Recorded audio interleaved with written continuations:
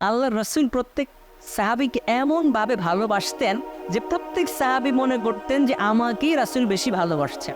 সাহাবায়ে কেরাম রাদিয়াল্লাহু তাআলা আনহু যেই পরিমাণ ভালোবেসেছেন কোনো মানুষকে এই পরিমাণ ভালোবাসতে পারে না। প্রিয় দর্শক, আপনাদেরকে যদি প্রশ্ন করা হয় যে একজন মানুষ আর একজন মানুষকে কতটুকু ভালোবাসতে পারেন, পৃথিবীতে একজন মানুষ এসেছিলেন যেই মানুষের জন্য শত শত নয়, হাজার হাজার মানুষ সব সময় জীবন দেওয়ার জন্য প্রস্তুত ছিল। শুধু তাই নয়, ওই মানুষটার জন্য জীবন দিতে পারা একটা সৌভাগ্যের বিষয় ছিল। আপনারা অবশ্যই অনুমান করছেন তিনি কে। তিনি আমাদের রাসূল মুহাম্মদ সাল্লাল্লাহু আলাইহি ওয়াসাল্লাম।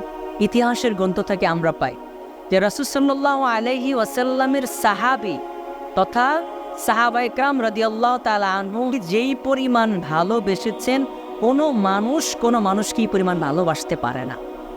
এই পরিমাণ তারা রাসূলকে ভালোবেসেছেন। সেই ভালোবাসার নমুনা কি ছিল? যুদ্ধের ময়দানে যুদ্ধ চলছে, আল্লাহ রাসূল ঘোষণা করেছেন আমার জন্য জীবন দিতে কে প্রস্তুত। উপস্থিত মুহূর্তে সাহাবায়ে কেরাম যারা ছিলেন তারা রাসূল সাল্লাল্লাহু আলাইহি ওয়াসাল্লামের জীবনকে রক্ষা করার জন্য নিজের শরীরকে ঢাল বানিয়েছেন। তাদের উপরে আঘাতের উপর আঘাত এসেছে, তারা শাহাদাত বরণ করেছেন।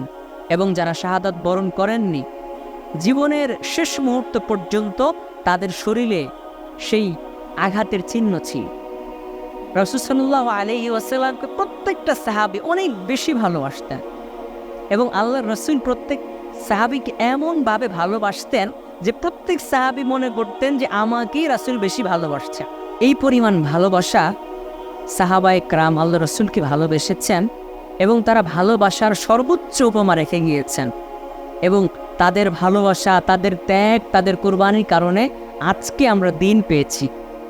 প্রিয় ভাইয়েরা, রাসূল সাল্লাল্লাহু আলাইহি ওয়াসাল্লামের সেই ভালোবাসা যাতে আমরাও অর্জন করতে পারি, রাসূল সাল্লাল্লাহু আলাইহি ওয়াসাল্লামকে আমরাও যাতে সেভাবে ভালোবাসতে পারি, সত্যিকার ভালোবাসার মানুষ যাতে আমরা হতে পারি, সত্যিকার অর্থে যাতে আমরা রাসূলকে ভালোবাসতে পারি, আল্লাহ তাআলা আমাদেরকে সেই তৌফিক দান করেন।